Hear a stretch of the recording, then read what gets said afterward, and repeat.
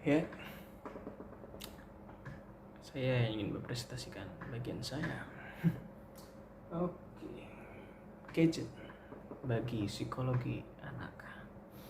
Psikologi anak ini sangat berpengaruh terhadap masa depannya, dan semua itu terbentuk dari dia kecil. Dari dia kecil ini artiannya bagaimana dia tumbuh, bagaimana dia berkembang, bagaimana dia belajar. Dan di era milenial ini kita tidak bisa terlepas daripada gadget-gadget itulah. Bisa kita lihat sekarang semuanya based on gadget. Ini terlepas dari pandemi ya. Terlepas dari pandemi dan anak-anak itu semua disuguhkan gawa itu gadget ya.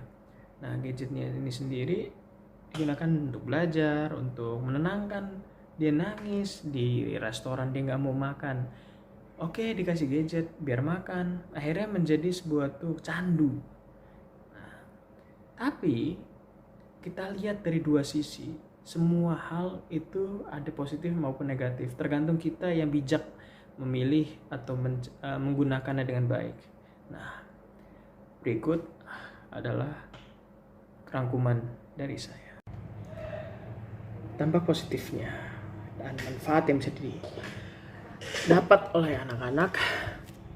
Yang pertama, merangsang keterampilan motorik. Keterampilan motorik ini berkaitan dengan gerakan otot tubuh semuanya ya. Dari lidah, tangan, kaki. Nah, keterampilan motorik ini bisa diasah dari gadget. Wah, kok bisa? Bisa lah. Sekarang kita ambil contoh anak kecil yang belajar main game anak-anak yang milih-milih sesuatu atau berinteraksi dengan story-nya. Anak akan mengikuti arahan kursor, terus mencet tombol. Itu kan semua rangsangan otak. Ketika anak diperintahkan pencet tombol ini, anak mencet. Itu melatih reaksi juga. Nah, otak-otak ini semua memproses dan akan lebih mudah mencerna dibantu dengan kehadiran gadget. Kemampuan motorik ini. Nah, kedua, melatih cara anak-anak berpikir. Berpikirnya ini mindset kedepannya dia harus seperti apa, itu semua bisa lebih mudah dengan gadget. Para ahli sepakat, perkembangan teknologi yang ada saat ini ternyata dapat membantu meningkatkan kemampuan kognitif anak atau kemampuan yang berkaitan dengan cara berpikir, mengingat, membuat rencana, hingga pemecahan masalah. Nah, banyak sekarang game-game interaktif, video game seperti edukatif, puzzle, atau game-game yang berbau dengan remembering atau menyusun potongan-potongan gambar menjadi satu. Nah, puzzle itu melatih memori. Oh, gambar awalnya seperti ini. Dia menyusun bagian-bagian dari potongan gambar tersebut menjadi satu lagi. Itu semua tidak mudah, dan saat ini game-game itu sudah ada di gadget. Tinggal di-download, nggak perlu kita milihin satu-satu. Dulu saya main puzzle, saya nggak bisanya saya nomerin belakangnya. Oh, ini 1 di ujung, 2 di sini, 3 di sini. Tetap aja males. Nah, permainan-permainan seperti ini yang bisa membawa dampak baik buat anak-anak. Dengan begitu, ya kalau mainnya begini, orang tua nggak perlu khawatir lah anaknya main game terus. Tapi game seperti ini ya. Nah, yang terpenting selanjutnya adalah terakhir tapi sangat penting, merangsang berpikir anak berpikir kreatif. Kreatif di sini bisa dikategorikan banyak. Yang pertama, kreatif dalam berpikir, kreatif mencari celah, dan kreatif untuk keluar dari permasalahan. Itu semua bisa dibantu dengan gadget. Contohnya apa? ketika anak bermain suatu game yang bukan game deh, kita ganti game terus ke sana jadi kayak membela game. Kita mengganti teknologi gambar. Gambar konvensional menggunakan kertas dan krayon itu kan kotor. Kadang-kadang anak itu udah males, ada yang jijik. Saya dulu jijik dengan cat air karena susah ngilanginnya dan saya males akhirnya.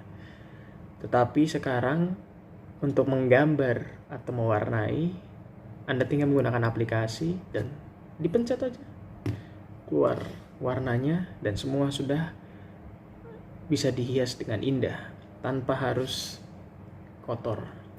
Tetapi gambar konvensional itu lebih melatih kesabaran dan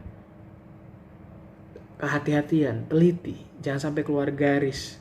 Krayon kan sama cat air nggak bisa dihapus kecuali cat air kanvas bisa di paint kembali warna putih.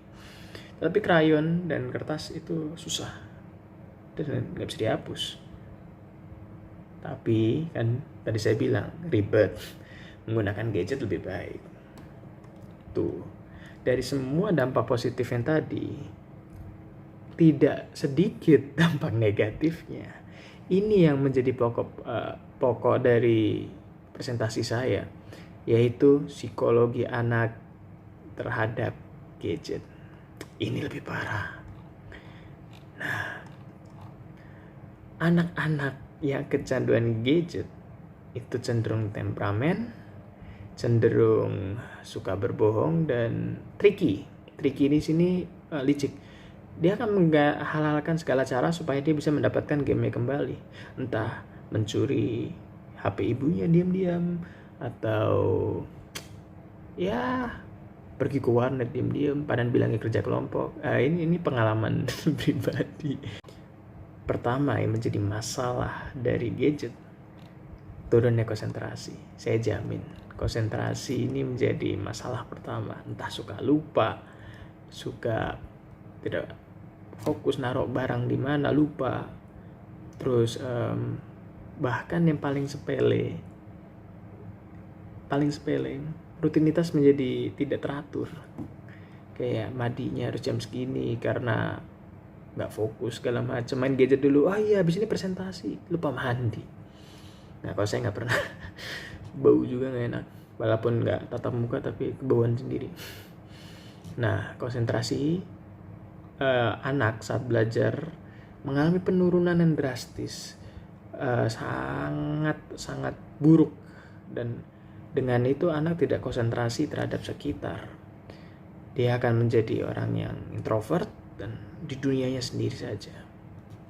Anak-anak akan lebih sering menghayal karakter atau tokoh fiktif yang dia mainkan, sehingga semua pikirannya tertuju hanya pada hal itu. Akhirnya apa? Anak-anak tugas terpenggalai, anak-anak jadi tidak bisa diajak bicara, dan anak-anak jadi ya tidak baik lah buat mengingat. Ya yang paling penting sih pelajaran ya.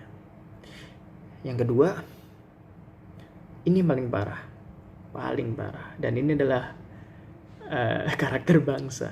Oh, kok bisa bilang kayak gitu? Karena mayoritas orang Indonesia males baca. Enggak, saya suka baca. Teman-teman saya satu kelompok ini juga suka baca. Nah, kembali ke masalah malas membaca atau menulis. Anak-anak yang kebiasaan main gadget semuanya ingin semuanya instan. Yang gambar itu lebih menarik, movement, sesuatu yang bergerak, sesuatu yang berwarna itu lebih menarik dibandingkan buku yang cuma tulisan, membosankan. No offense, tapi memang kalau orang yang nggak bisa membaca akan ngantuk, mata berair, nguap, dan akhirnya bosan. Nggak ada yang masuk dibaca, cuma lewat aja. Nah, karena kebanyakan main gadget, anak-anak jadi teralihkan perhatiannya semua ke situ. Terus Memang anak jadi berpikir kreatif, tapi kreatif menjadi hal yang buruk. Kreatif mencari alasan, kreatif ya macam-macam lah. Yang ketiga, efek candu. Yang tadi saya sudah sebutkan, anak-anak jadi sering banget tanpa HP. Kita khususnya bangun tidur ngecek HP, ngeliat segala macam. Akhirnya lupa sosialisasi jadinya stop di situ aja. nggak bisa berinteraksi dengan orang. Akhirnya jadi orang yang autism bisa dibilang. Bukan karena penyakit bawaan atau apa, tapi gadget lah sendiri yang membuat kita menjadi hal itu gitu. Terus yang keempat, sarana berbuat curang. Ketika anak pingin main game sesuatu tapi nggak bisa dapat, dia download APK gratis yang harusnya orang itu bisa berjualan, orang-orang itu mendapatkan fee dari penjualannya, miss karena nggak bisa, anak-anak nggak mau bayar. Nah, karena terbiasa curang, akhirnya bisa berpengaruh terhadap apa? Soal ulangan, nyontek, bukan value binus itu. Terus karena sekolah biasanya boleh bawa HP, nyontek di galeri foto, dan ya curang intinya. Kelima, mempengaruhi kemampuan menganalisa.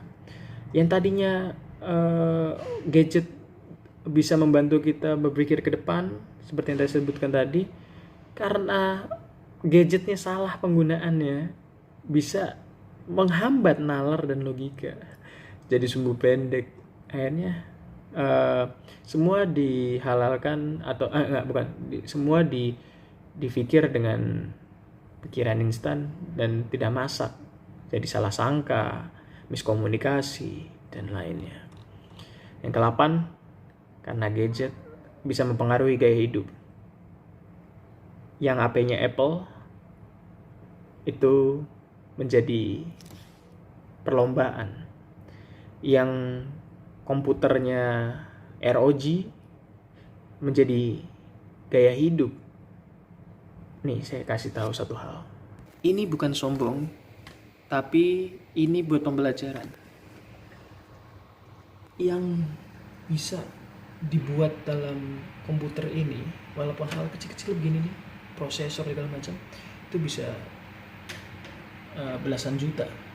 Bukan, sekali lagi bukan buat sombong, tapi pembelajaran. Ini saya pakai uang sendiri, nggak makan uang jajan. Nah, balik lagi, ya itu juga nggak bagus kan, akhirnya nggak, yang uangnya buat makan malah buat nabung. Nah, kalau yang kurang mampu, dia memaksa orang tuanya, mau beli ini, marah, dan akhirnya anak jadi renggang dengan orang tua cuma gara-gara gadget. Orang tuanya yang kesian nggak bisa beliin, tapi anaknya minta terus, kasihan ya, jadi nggak baik lah.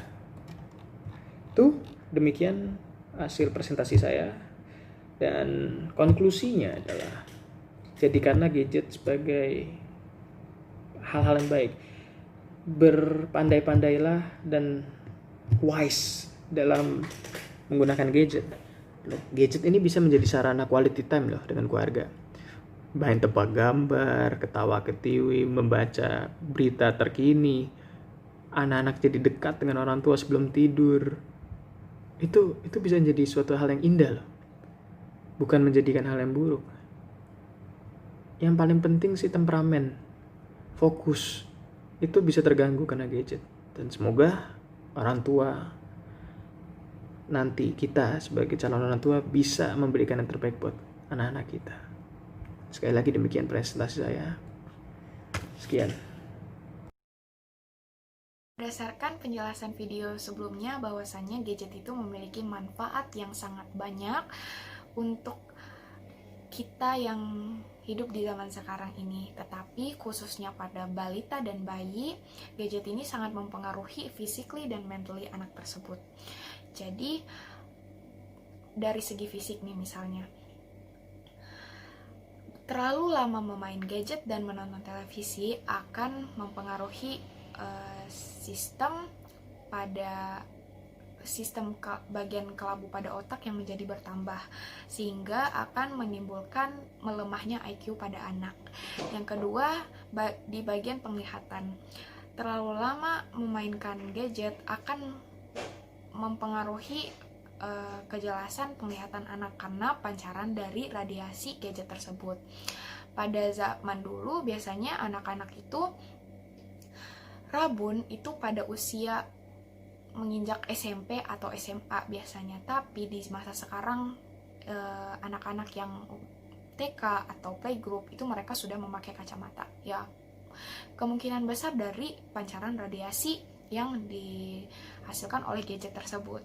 Selanjutnya mengenai mental, sedikit banyak mental mereka juga berpengaruh, seperti mereka menjadi apatis, tidak peduli dengan lingkungan sekitar, mereka lebih peduli pada gadgetnya, dan mereka lebih istilahnya tuh lebih menyimak orang-orang daripada berkomunikasi secara langsung, karena mereka ya menyimaknya tuh dari kayak video-video di YouTube atau pembelajaran yang kita mengharuskan kita tuh menyimak tapi tidak berkomunikasi secara langsung.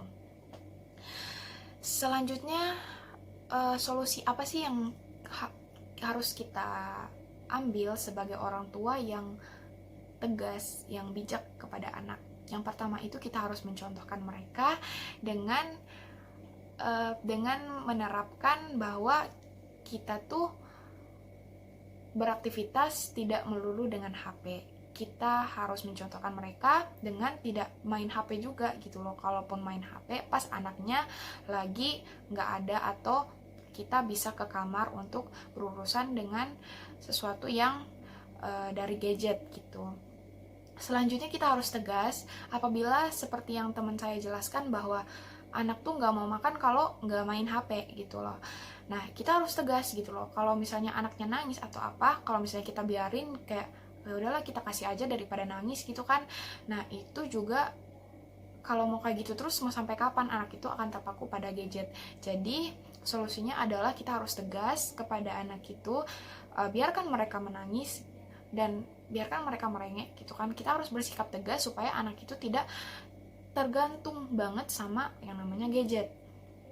Dan selanjutnya mengenai kita sebagai orang tua harus ikut melakukan aktivitas fisik gitu. Kita ajak mereka main, kita ajak mereka berinteraksi di luar yang tidak melulu harus menggunakan gadget. Aktivitas fisik tersebut bisa dilakukan seperti bermain, berlarian, joget-jogetan, mewarnai, menggambar, dan masih banyak lagi. Dan kita juga bisa mengenalkan gambar-gambar yang bisa anak-anak itu kenal gitu, seperti mengenalkan gambar hewan, gambar bangunan, dan kita juga bisa mengenalkan kepada anak suara-suara hewan gimana gitu. Dan juga kita bisa mengenalkan mereka bagaimana sih kita bisa mengenalkan mereka tentang pokoknya latihan yang mengasah mentorik anak tersebut. Jadi untuk selanjutnya akan dijelaskan oleh teman saya aktivitas-aktivitas apa yang dilakukan khususnya untuk orang tua kepada anak supaya anak itu tidak terlalu menggunakan HP tentunya. Oke, itu saja dari saya. Terima kasih. Semuanya, saya di sini ingin mempresentasikan bagian saya terkait soal pengaruh gadget terhadap anak di bawah umur. Ya, seperti yang sudah dijelaskan oleh teman-teman tadi, saya setuju dengan semua pendapat mereka. Di sini saya ingin menambahkan sedikit saja dan mengulang kembali, menegaskan apa yang sudah dikatakan teman-teman tadi. Jadi ya soal pengaruh gadget itu ada pengaruh baik dan buruknya terhadap anak-anak yang bisa dibilang masih di bawah umur dan belum cukup untuk menggunakan gadget tersebut. Di satu sisi positifnya itu, kalau kita atau siapapun orang tua yang mempunyai peran dalam mendidik anak menggunakan gadget tersebut, itu ada positifnya, di mana orang tua bisa mengajarkan menggunakan gadget untuk mencari informasi, untuk membantu dia belajar, dan lain macam sebagainya. Dan di sini posisi negatifnya atau buruknya itu, gadget jika dilepas begitu saja di tangan seorang anak di bawah umur yang belum istilahnya belum boleh, karena memang belum sepantasnya untuk menggunakan gadget di umur-umur segitu, di umur-umur yang belum pantas lah, di bawah 12 tahun itu tadi. Nah, itu pengaruh buruknya itu di sini kita bisa lihat banyak anak-anak sekarang yang sudah dewasa sebelum waktunya. Nah, dewasa sebelum waktunya ini dipengaruhi dari dampak negatif gadget tersebut, di mana si anak ini melihat hal-hal atau perkataan atau segala sesuatunya itu yang belum boleh dicerna di umurnya itu, dilihat oleh dia, dicerna oleh dia. Karena pada dasarnya penggunaan gadget itu mesti diawasi dengan ketat oleh orang tua itu sendiri sebelum berdampak. Seperti yang tadi saya bilang, banyak anak sekarang yang sudah mengucapkan kata-kata yang sebenarnya belum pantas di umurnya.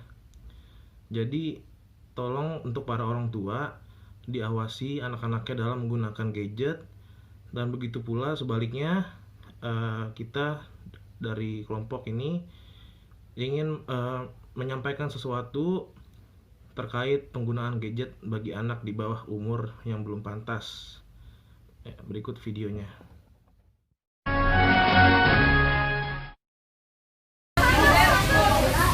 Gadget tak lagi hanya menjadi sarana pendukung untuk bekerja dan beraktivitas bagi orang dewasa, namun juga sudah menjadi perangkat yang banyak digunakan oleh anak-anak maupun remaja.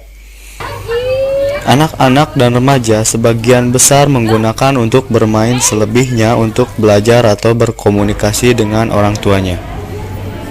Begitu populernya gadget, tak heran membuat aktivitas bermain dan berinteraksi mereka di luar rumah menjadi berkurang.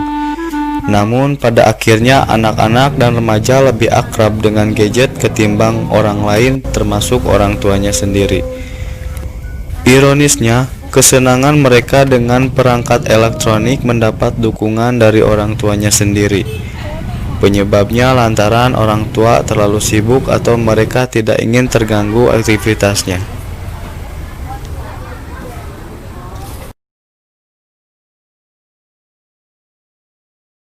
Jadi anak-anak mungkin kebanyakan main gadget, jadi lupa akan belajar, kerjain tugas, yang sebuah positifnya dari gadget itu ada yang namanya game. Jadi anak kalau anak-anak suka main keluar gitu, itu jadi kita nggak ketahuan mainnya di mana. Tapi kalau ada gadget, ada gamenya, otomatis dia di rumah. Pertama itu sama dua, dapat pengetahuan lebih banyak juga bisa dari gadget gitu. Oh iya. Ya, ada negatif ada positifnya ya. Oh, seberapa besar pentingkah bagi mereka gitu, bagi anak-anak sama remaja itu? Tergantung usianya sih. Oh, tergantung usianya. Ya, tergantung usianya. Ya kalau misalnya anak dari SD ya, 6 kelas SD ke bawah, saya kira nggak terlalu penting sih. Tapi kalau misalnya buat SMP, SD sampai SMA sama SMA ya itu penting, karena itu kan memerlukan pengawasan juga dari orang tua gitu. Iya, harus pengawasan. Anak sekarang lagi di mana, apa udah pulang sekolah apa gimana gitu. Kemajuan teknologi membuat berbagai produk gadget, fungsi dan kemampuannya tak kalah dengan perangkat komputer. Bentuk yang semakin praktis serta menggunakan sistem operasi yang makin sederhana menjadikan gadget bisa berada dalam genggaman setiap orang, termasuk anak-anak maupun remaja. Kemajuan teknologi dan perangkat elektronik serta keterbatasan ruang bermain membuat anak-anak ini lebih banyak berada di rumah dan kurang berinteraksi dengan orang lain. Akibatnya, anak yang tumbuh pada zaman ini kurang banyak mengenal permainan tradisional ataupun permainan yang membutuhkan ketangkasan fisik di luar ruang. Mereka lebih asik dan tampil memainkan jari-jarinya di atas layar telepon genggam pintar maupun tablet. Ya, Ade menggunakan HP. Ya. Biasanya handphone tersebut digunakan untuk apa aja? Bisa buat menelpon orang yang kita butuhkan, SMS bila kita perlu, untuk misalnya mencari informasi dari Google yang internet seperti itu. Mungkin ada yang ini gimana? Sama kayak Sama. Biasanya penggunaan handphone tersebut biasanya sehari bisa berapa jam?